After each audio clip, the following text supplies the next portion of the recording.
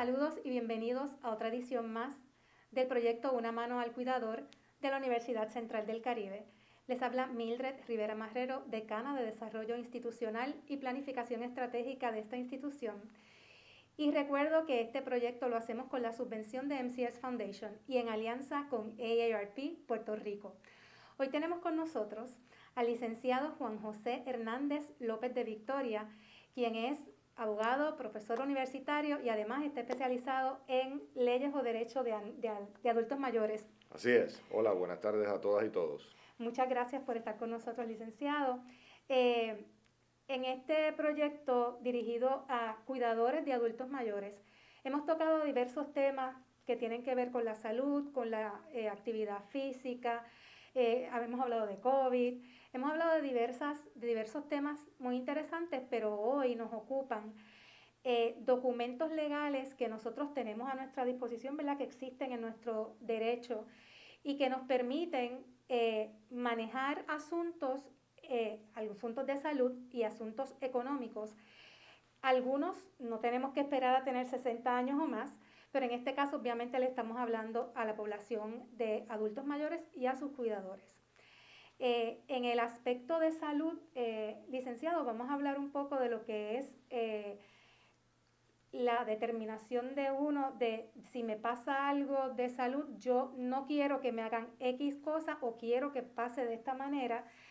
¿Cómo uno puede anticipar o determinar previamente los tratamientos que uno quiere o que uno no quiere, verdad? Por supuesto. Muchas gracias por la invitación, gracias a todas y todos por permitirme estar aquí. El tema es un tema fascinante, yo creo que es importante enmarcarlo dentro de los beneficios para el adulto mayor, si es que estamos hablando del adulto mayor o la persona más joven, y el cuidador o la cuidadora. Porque muchos de ambos documentos que vamos a discutir ahora aplicarían perfectamente para ayudar a que los cuidadores familiares puedan ubicarse en una mejor posición para darle un mejor servicio, ¿verdad? Para atender mejor a esa persona que están cuidando. Ese primer documento del que estamos hablando ahora, que es una ley especial, es la ley 160 sobre declaración previa de voluntad, es un documento que permite dos cosas bien importantes. La primera cosa importante es que la persona que está otorgando el documento, ¿verdad? El declarante o la declarante, diga específicamente qué tratamiento médico quiere o no quiere recibir en la eventualidad de que no pueda decidir. Y ahí las personas, los notarios, podemos ser creativos, o los que confeccionamos el documento, podemos ser creativos en la medida en que cada individuo, por ejemplo, quiera recibir transfusión o no quiera recibir transfusión, en que cada persona quiera o no que se le resucite. Ese es el más común. El más común es lo que en Norteamérica se le llama el Do Not Resuscitate, DNRA. Y esa directriz es una directriz típica que se pone en un documento y ese documento se les reparte a sus médicos y a las personas que usted quiere para que sepan qué es lo que se puede o no se debe hacer a tono con lo que el declarante dice que quiere que ocurra. Ese es un uso muy importante bajo esa ley. Esa ley permite que el declarante designe a la persona que va a tomar las decisiones médicas si esa persona no ha dicho nada de antemano. Y esa designación, que le llamamos un mandato, es una designación que le va a ir por encima de la estipulación de ley. Si alguien mayor o cualquier persona casada, por ejemplo, tiene un accidente y no puede tomar decisiones médicas, la primera persona que va a tomar decisiones es su pareja.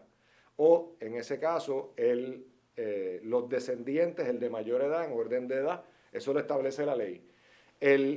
La declaración previa de voluntad permite que el declarante varíe lo que la ley dice, y si, por ejemplo, yo quisiera que fuera mi vecino el que tomara las decisiones médicas, porque yo entiendo que está más capacitado para hacerlo y va a ser mi cuidador, lo puedo pautar de esa manera en el documento.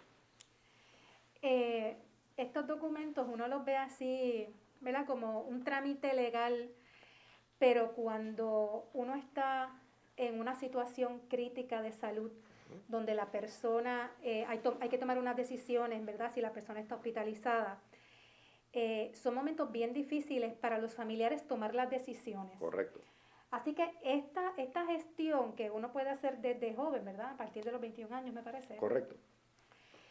No solamente es determinar, oye, yo voy a decir sobre mi cuerpo, pero es también facilitarle a nuestros familiares, ¿verdad? Excelente punto.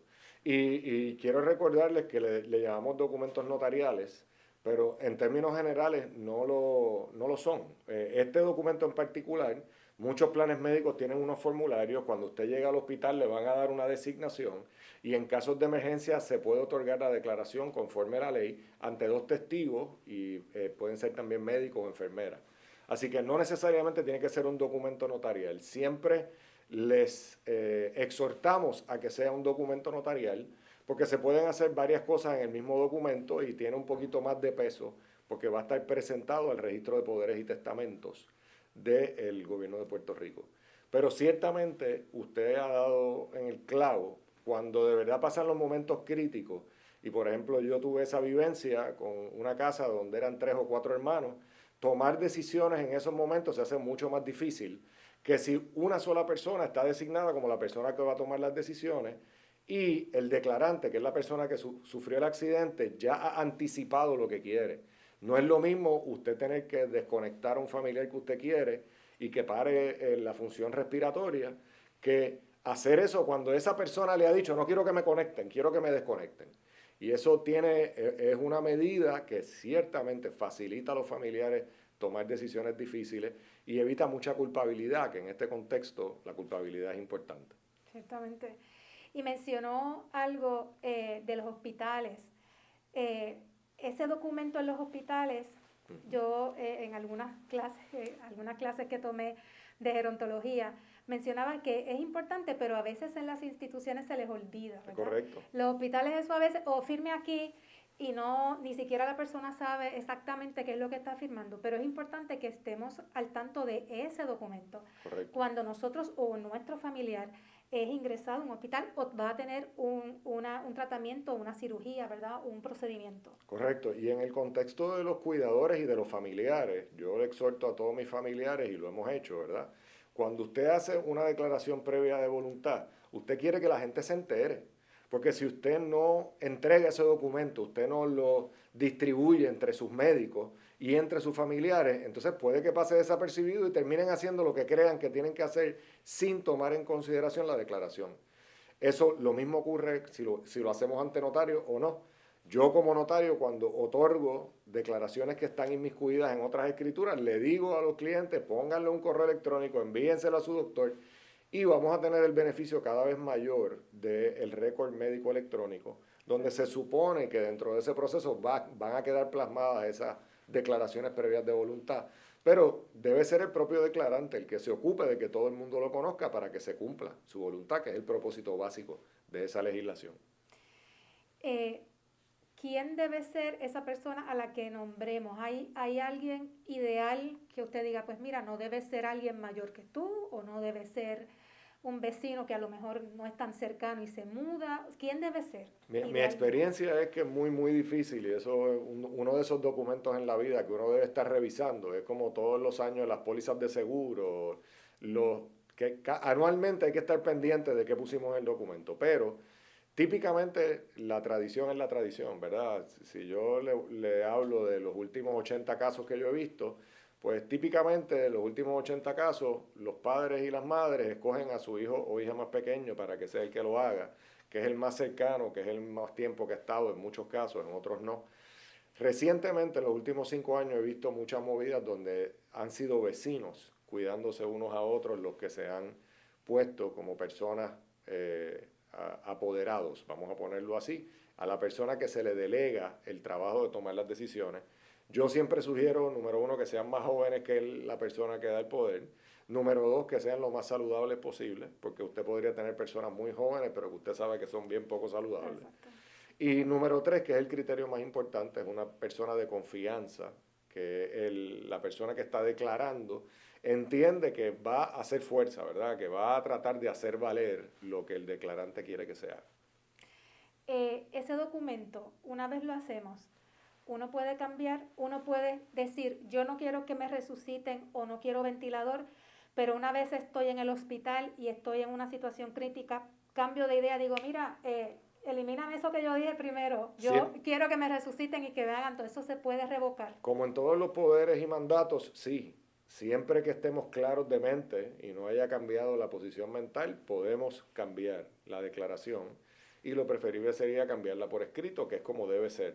Es más difícil cuando tratamos de cambiarla verbalmente sin testigos, porque técnicamente no relevamos de responsabilidad a quienes nos están atendiendo. Pero desde el punto de vista técnico, sí, siempre son revocables, siempre y cuando el declarante tenga la capacidad mental en ley para poder declarar nuevamente. Y usualmente la mayoría de las personas no son tan drásticas, no estamos hablando de unas directrices súper difíciles en términos de cuándo tomar la decisión. En la mayoría de los casos, que fue como empezó esta legislación, era solamente cuando usted tenía una condición terminal que se podía pautar qué es lo que se hace o no se hace, ¿verdad? ¿Cuál es la directriz? El Tribunal Supremo de Puerto Rico, en un caso, entiendo yo que era de los testigos de Jehová, declaró que no había que tener una condición terminal para poder rechazar tratamiento médico. ¿Por qué? Porque somos adultos y el derecho a la intimidad nos permite rechazar el tratamiento médico que querramos. Y en ese sentido amplió un poco el texto de la ley. Pero lo importante es que como todo mandato, lo que usted delega, usted está delegando poder en un tercero para tomar decisiones sobre sí, siempre y cuando usted esté claro mentalmente y no haya cambiado su condición mental, siempre lo puede revocar. Y es importante, ¿verdad? Como hay diferentes situaciones familiares y de convivencia, etcétera. Es importante recalcar que esto es voluntario, ¿verdad? La persona tiene que hacerlo libremente y voluntariamente. Obviamente tiene que tener la capacidad mental para tomar la decisión, pero es importante decir, ¿verdad?, que es libre y voluntariamente. Sí, recuerden que la realidad es que nadie puede obligar a un adulto que está claro en su mente a hacer nada. O sea, ¿qué quiere decir eso? Bueno, usted no otorga la declaración previa de voluntad, pues no va a haber problema. Cuando usted llegue al hospital, el hospital va a tener la obligación de hacer todo lo que pueda para mantenerlo vivo si usted llega en un momento de emergencia y lo va a hacer y no va a pasar nada. No quiere decir que usted haya decidido que eso no ocurra, porque como no lo hizo por escrito, pues cuando usted llega allí, el médico, los doctores y las enfermeras van a cumplir con su responsabilidad. Si usted quiere que eso no ocurra en determinadas circunstancias, usted tiene la obligación, y cuando digo obligación, en realidad quiero decir el derecho, porque usted quiere evitar eso, usted tiene el derecho de plasmarlo por escrito para evitarlo. Pero no tiene ninguna obligación de hacer eso, sabiendo que cuando usted llegue al hospital lo van a atender. Así que no hay duda que usted libre y voluntariamente va a determinar si aplica la ley porque usted no hace nada, o libre y voluntariamente va a determinar hacer un documento para evitar que le atiendan como usted no quiere que lo atiendan. Licenciado, ¿qué opciones nos da el derecho cuando nosotros queremos hacer algo similar, pero ya con nuestros bienes y con, ¿verdad?, la parte económica? Tengo X edad y yo quisiera que X familiar manejara mis asuntos económicos, y esto, ¿verdad?, va de ambos lados. Quizás hay unas circunstancias en las que el cuidador tiene que sentarse, o cuidadora tiene que sentarse con el adulto mayor y decirle, mira, vamos a tomar unas determinaciones aquí porque es más fácil. ¿Qué documentos o qué ley nos permite hacer algo parecido, pero ya en la parte económica? Económica, muy bien. Gracias por la pregunta. Y sí, recuerden que este tipo de controversia típicamente se da de una manera bien sencilla, ¿verdad? Yo estoy ayudando a mi abuelita a hacer las cosas y mi abuelita lo próximo que hace es que me dice, mijo, vete a hacer la compra y me da la TH. Y me dice, el número es tal. Y en muchas circunstancias, pues mira, mi cheque del Seguro Social llega al box, por favor vete y búscalo y me lo depositas en el banco. Esas circunstancias en algunos momentos van a ser bien normales, es lo usual, es un favor que estamos haciendo, pero ya cuando entramos al mundo de una persona que verdaderamente necesita un cuidador, ¿verdad?, que en la mayoría de sus circunstancias se le hace difícil llevar a cabo sus transacciones, hacer sus compras, hacer sus ventas, aunque esté totalmente clara en su cabeza, pues lo que nosotros le tratamos de proponer es que otorgue un poder duradero. ¿Ok? ¿Y por qué hacemos eso? El poder duradero, usted puede otorgar un poder siempre en su vida, para todo. ¿Qué quiere decir eso? por ejemplo, muchas personas están acostumbradas a usar gestores. Y los gestores, usted le encomienda, a cambio de una paga, una actividad específica. Vaya a sacarme la licencia de conducir. Y ahí usted delegó buscar la licencia de conducir en el gestor y se lo trajeron. El poder duradero es algo similar, ¿verdad? Porque en algunas ocasiones, si somos específicos y lo hacemos bien, estamos dando un mandato, le estamos diciendo al apoderado, yo quiero que tú me hagas los depósitos bancarios, los retiros bancarios, las transferencias con las propiedades. Y en otros escenarios, el poder lo que permite es darle autoridad a una persona, no necesariamente la obligación de hacerlo, pero sí la autoridad de poder hacer ciertas transacciones. ¿Ok? Ese poder nosotros lo encomendamos para todo lo que tiene que ver con asuntos económicos. Usted lo puede dar un poder para que maneje los asuntos administrativos, que significa transacciones de día a día, pagar la luz, pagar el agua, otros elementos que no disponen de ningunos bienes. Y en otras circunstancias usted puede dar un poder para poder disponer de bienes específicos. El poder duradero, la cualidad específica que tiene, es una ley especial del año 2012, donde se dispuso que, contrario a lo que pasaba antes de esa ley, el poder que usted va a conceder va a mantenerse vigente y vivo, o sea, va a ser obligatorio en derecho, a pesar de que el poderdante o la poderdante, la persona que dio el poder, venga incapaz mentalmente. Y en ese sentido, por ejemplo, para un cuidador típico, para poner un ejemplo de un paciente de Alzheimer's, esa persona que le dieron el poder mientras el paciente de Alzheimer's estaba totalmente cuerdo y claro, ¿verdad? Cuando llega el momento que el paciente de Alzheimer's va perdiendo su memoria y llega a una etapa 3 o una etapa 4 más profunda, que no tiene la capacidad de tomar decisiones, el poder va a seguir funcionando para que el cuidador o el familiar pueda llevar a cabo las transacciones, hacer retiros y todas aquellas otras capacidades que se le dieron en el poder original. Ese es el poder duradero. Ese poder tiene una particularidad bien importante en protección del poderdante, que usualmente es un adulto mayor en algunos casos, aunque como dijimos ahorita se lo recomendamos a todo el mundo. Esa protección es que una vez se otorga el poder duradero, si la persona le ha dado la capacidad de disponer bienes a ese apoderado o apoderada, esa capacidad está limitada en cuanto a la residencia principal del poderdante. Y eso lo que quiere decir es que en la eventualidad de que el apoderado quiera vender la residencia principal del poderdante, tendría que ir al tribunal a pedir autorización judicial para, después de pasar el crisol judicial de que verdaderamente esa persona que dio el poder tiene la necesidad y es una buena transacción para ella, el tribunal la autoriza. Esa es la única instancia en que una persona que tiene un poder duradero de otra tiene que ir al tribunal, o en algunas otras instancias tiene que darle cuenta a alguien. Ok, esa es una excelente pregunta. Esa es la única instancia requerida por ley. Eso no quiere decir que el poderdante en su propio escrito establezca que el apoderado va a tener que pedir autorización. Y eso se puede pedir separadamente. Okay. Porque en el mismo poder usted puede decir, bueno, yo te autorizo a llevar a cabo transacciones hasta $4,000. Cualquier transacción superior a $5,000 tienes que ir al tribunal a pedir autorización judicial. Eso no está plasmado en la ley, lo hemos tratado de incorporar como una exigencia y todavía no hay un caso judicial que lo haya autorizado o desautorizado, pero ha funcionado perfectamente en los casos que yo he visto. Y digo eso en particular porque esas limitaciones las puede poner el propio poderdante en su documento. Lo que pasa es que es un documento más complicado y más difícil. Siempre hablamos de que haya un límite y por eso yo exhorto a mis clientes y estudiantes a poner límite en los poderes duraderos, porque una vez la persona, por ejemplo, en un caso de Alzheimer, pierde su capacidad, el poder duradero se presta para hacer muchas transacciones sin tener que rendirle cuentas a nadie. Y esa es la diferencia más abismal entre el poder duradero y una tutela de una persona incapaz. En la tutela de una persona incapaz hay que hacer informes al tribunal, por lo menos cada 3 meses y anuales. En el que lleva el poder duradero no tiene que hacerle un informe a nadie. ¿Cómo yo resuelvo eso en la vida real? Pues las familias que yo le he preparado poderes duraderos que tienen 5 hijos, yo incluyo, por ejemplo, en el poder una directriz de la persona que da el poder que dice, las transacciones, ese apoderado va a tener que darle un informe a sus 3 o 4 hermanos cada 3 meses de todas las transacciones hechas con la cuenta. Entonces, incorporamos como una obligación que impone el propio poder dante cosas que estarían en la tutela.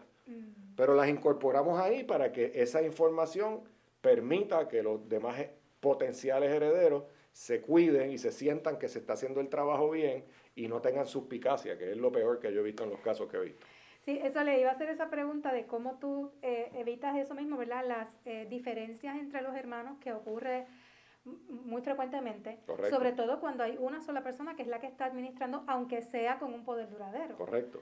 Así que si es en ese poder duradero, lo que me quiere decir es que se pueden incorporar tantas cosas como se permita, ¿verdad? La ley y como la persona desee, para hacerlo de una manera no solo legal, sino que sea armonioso y que no provoque, ¿verdad?, diferencias o peleas entre los hermanos. Correcto. Recuerden que el concepto del poder, ciertamente, que está enmarcado en un contrato que se llama el mandato, hay unos deberes de fiducia. La persona que tiene el poder, a quien le dan la autoridad para llevar a cabo las transacciones, tiene un deber de fiducia. Tiene que hacerlo bien para proteger los derechos del poder dante.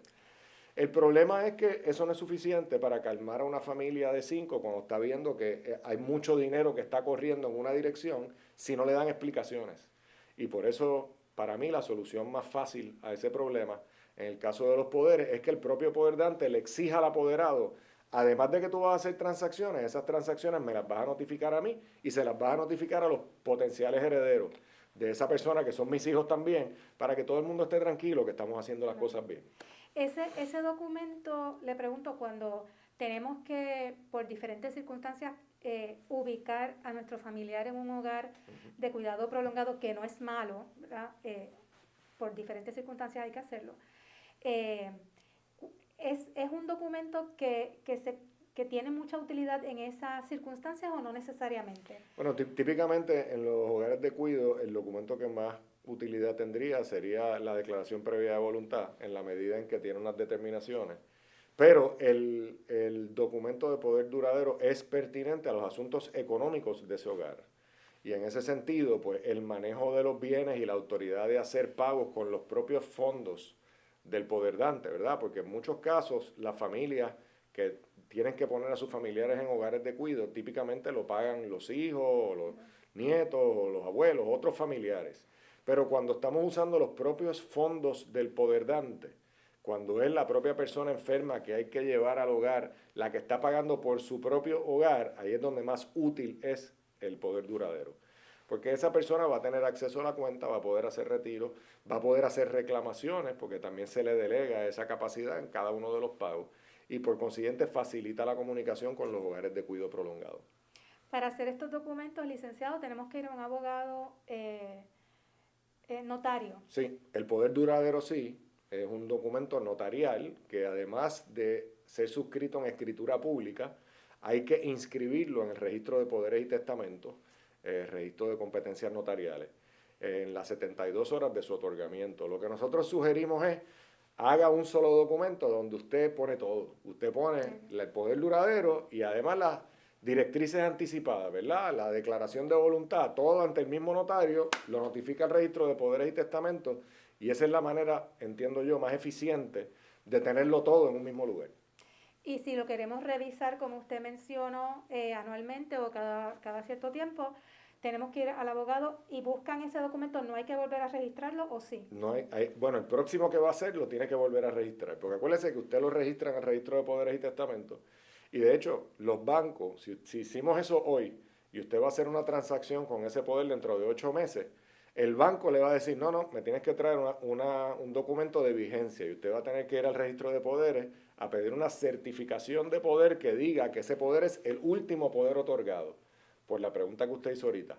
Porque yo puedo otorgar un poder hoy y revocarlo mañana. Exacto. Pero para evitar eso, cada vez que usted va a hacer una transacción, la vigencia máxima, según el sistema, de la certificación de vigencia de ese poder es de 6 meses. ¿Okay? Así que si usted a los 6 meses necesita la vigencia, lo mira y dice, espérate, esto yo creo que hay que cambiarlo porque Mi apoderada se murió, por ejemplo, o Dios no lo quiera, o mi apoderado se fue a los Estados Unidos y no va a volver, tengo que buscarme otro, pues usted tiene que ir al notario, hacer una enmienda a ese poder y volverlo a registrar. Licenciado, ¿qué otra, además del poder duradero, qué otra herramienta nos da la ley para nosotros determinar asuntos nuestros, que tampoco tienen que ser a los 60 años, puede ser antes, pero qué otro documento o herramienta nosotros tenemos en ley para disponer asuntos nuestros relativos a nuestros familiares? Ok, es bien amplio el tema desde el punto de vista del manejo de sus bienes, porque es un tema que incluye cuando nosotros como individuos estamos vivos o no, o cuando vamos a morir, ¿verdad? Empezamos hablando de los poderes, la ley del poder duradero le permite designar a alguien que lo ayude a administrar y de esa designación va a permanecer viva aunque perdamos la capacidad. Si queremos disponer de los bienes aún vivos de distintas maneras sucesorales, tenemos varios instrumentos. Un instrumento importante es el fideicomiso. Y el fideicomiso es una manera de coger esos bienes mientras estamos vivos y dárselos a una persona jurídica, como si fuera una corporación separada. Y esos bienes quedan separados de los nuestros y se tienen que administrar de conformidad con unas instrucciones escritas. ¿Okay? Esa figura es una figura complicada que se usa cuando hay muchos bienes, quieren distribuirlos, pero a muchas personas, adultos mayores, les gusta, en cierta medida, porque les permite distribuir el dinero poco a poco, ¿verdad? Poco a poco significa dejar unas directrices ahí que dicen, bueno, una vez esto se vaya a distribuir, te voy a dar 100 este año, 200 el otro año, mientras que si hay una herencia, si alguien muere intestado y no tiene un fideicomiso, intestado significa sin testamento, pues teóricamente todos sus bienes los va a heredar sus herederos inmediatamente, aunque todos sabemos que el proceso para hacer eso legal toma tiempo. Pero teóricamente lo heredan inmediatamente. Así que el fideicomiso es un vehículo.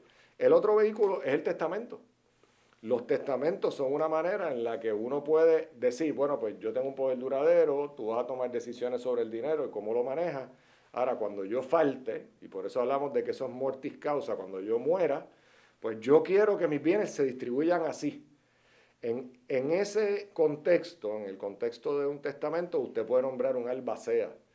Y el albacea testamentario es la persona que se encarga de recoger todos los bienes, preservarlos hasta que llegue el momento de distribuirlos. Y en el testamento usted también puede dejar legados, mejoras, muchos elementos de cómo distribuir el dinero que al fin y al cabo usted va a dejar una vez muera. Ese documento, además, usted puede hacer algunas directrices que todavía existe duda sobre cuán exigibles son, pero que mucha gente lo hace con mucho éxito, ¿verdad? Como por ejemplo, pues yo quiero que el día que yo muera y yo falte, me cremen. Y además de eso, que mis cenizas las vayan a tirar en la 4ª milla náutica al norte de Culebra. ¿Verdad? Así que esa idea usted la puede plasmar en su poder duradero si quiere para tratar de darle la directriz al mandatario, pero también debe aparecer en el testamento porque usted va a estar muerto ya y es una directriz mortis causa. Esa idea del testamento, pues como les dije, es complicada. Para el manejo de sus bienes es esencial analizarla, pero ciertamente es un vehículo donde plasmamos nuestra intención, nuestro interés de qué queremos que ocurra una vez morimos, que ocurra con nuestros bienes una vez morimos. Y nuevamente, pensando en los cuidadores y los familiares también, es mucho más fácil que si la persona falta haya un testamento que cuando no lo hay, ¿verdad? Porque entonces el proceso es más complicado, es más largo, es más engorroso y puede tardar muchísimo, ¿verdad? Así que correcto, puede tardar muchísimo y además de eso, otra vez, lo mismo que dijimos de la declaración previa de voluntad. Siempre es más fácil para los herederos tratar de cumplir la voluntad cuando la voluntad está expresa. Y el testamento es un lugar donde el testador o la testadora dice, mira, yo quiero que esto vaya a esta persona, yo quiero que esto otro vaya así, yo quiero que se pague esto primero y se pague aquello después. Eso siempre hace las cosas un poco más sencillas que la alternativa, que es que los herederos en su momento tengan que ponerse de acuerdo para distribuir o hacer cosas. Y en ese sentido, el testamento es un vehículo increíblemente eficiente, particularmente si se incluye un albacea testamentario, en lograr el facilitar, ¿verdad?, el que el proceso de la herencia sea un proceso más rápido y menos accidentado. Licenciado, y ahora, voy a hacer como un paréntesis aquí, ahora tenemos, desde hace unos años se permiten los matrimonios de las parejas del mismo sexo. Correcto. Pero no necesariamente las parejas del mismo sexo quieren casarse. Estos documentos que hemos estado hablando son los que también facilitan cuando, por ejemplo, sabemos de casos de personas que están hospitalizadas y no hay una buena relación con la familia y esa pareja no puede ni siquiera a veces visitar o tomar decisiones. Estos documentos son los que también permiten, protegen y permiten que esa pareja acompañe en todo momento. Definitivamente. Dos cosas. Lo primero es sí, los matrimonios del mismo género están permitidos, son legales, y todo lo que hemos discutido en esta conversación aplica a esos matrimonios, claro, a todos los matrimonios. El segundo concepto, ¿verdad? Ciertamente las personas que han decidido no casarse, aunque son parejas del mismo género o no, porque puede ocurrir con parejas del mismo género o no, lo he visto ocurrir en ambos. Ciertamente la manera adecuada de cerciorarse que esa pareja, que al fin y al cabo puede ser la pareja que lleva toda la vida con uno y la persona que más uno ama en el mundo, pero que no tenga controversia con sus hijos, o sus padres, o sus abuelos, y tenga acceso a poder estar con usted, o a tomar decisiones médicas, o a tomar decisiones económicas, son estos documentos.